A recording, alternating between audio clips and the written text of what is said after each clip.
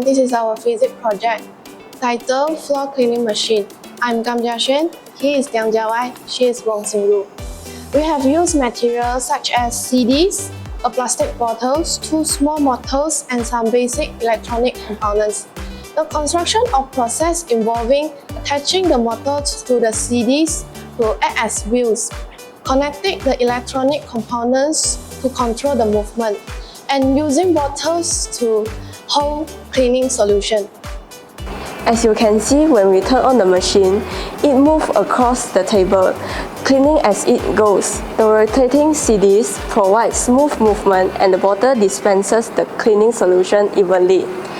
The project utilizes the principle of mechanics and electronics, while the motors convert electrical energy into mechanical energy, which drives the wheels. Thank you.